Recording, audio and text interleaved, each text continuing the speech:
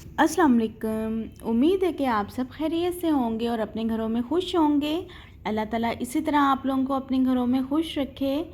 तो आज मैं तिल वाली चिक्की बनाऊंगी या तिल वाली गचक आप इसको कह दें। ये मैं आपको घर पर बनाना सिखाऊंगी। बहुत कम बजट में बनती है और बहुत ही कम टाइम में ये बनती है। बहुत ज़्यादा सर्दियों में इस्तेमाल होती है ये, और ये सर्दियों की सौगात भी है।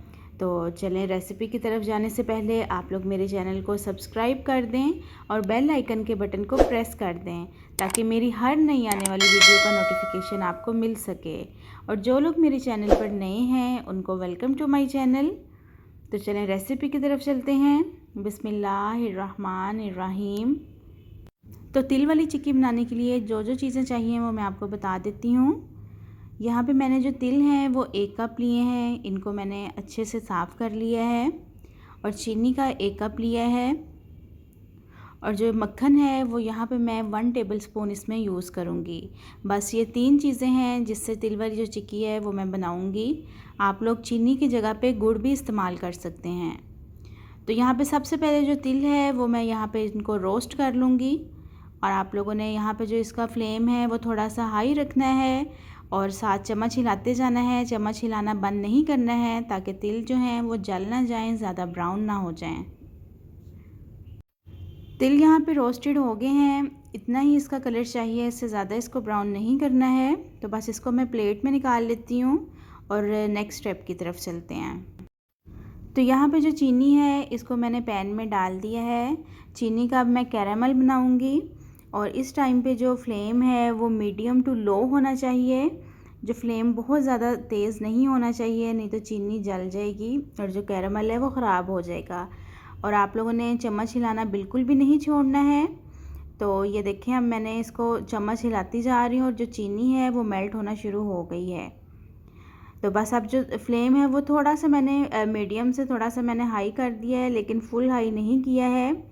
बस इसको आहिस्ता आहिस्ता चम्मच हिलाते जाएं ताकि चीनी जो है वो कम्प्लीटली डिज़ोल्व हो जाए। चीनी यहाँ पे अच्छी तरह से मिक्स हो गई है। अब इसमें 1 जो टेबलस्पून है वो मैं मक्खन का डाल दूँगी। आप लोग मक्खन की जगह पे जो घी है वो भी इस्तेमाल कर सकते हैं, लेकिन मक्खन डालने से इसका जो फ्लेवर है बहुत ज़्यादा मज़े का आता है। तो इसलिए अगर आप लोगों के पास मक्खन है तो आप लोग मक्खन ही लाजमी डालिए। तो बस अच्छे से अब मक्खन को भी मैं मिक्स कर लूँगी। तो यहाँ पे जो कैरामल है वो तैयार हो गया है। अब इसके अंदर रोस्टेड तिल मैं शामिल कर दूँगी और इसको मैं अच्छी तरह से मिक्स कर लूँगी। और जो फ्लेम है वो मैंने बहुत स्लो कर दिया है और इसको अब बस मैं मिक्स करूँगी, चम्मच हिलाती जाऊँगी, क्योंकि इस टाइम पे आके थोड़ा सा चम्मच जो है वो हिलाना थोड़ा मुश्किल होगा, क्योंकि जो कैरामल है वो थोड़ा हार्ड होता जा रहा है। तो लेकिन मैं इसको अच्छी तरह से मिक्स करके और इसका फ्लेम बाद में फ़ौरन ही बंद कर दूँगी। तो ये अच्छी तरह से मिक्स हो गया है। अब मैं इसको किसी खुले बर्तन में निकाल लेती हूँ। तो यहाँ पे मैंने एक बोर्ड ले लिया है, इसके ऊपर मैं जो ऑयल है वो लगा रही हूँ ताकि जब मैं इसके ऊपर तिल वाली चिक्की डालूँ वो इसके साथ ना चिपके। आप लोग इसको कटिंग बोर्ड पे या ट्रे वगैरह में भी निकाल सकते हैं।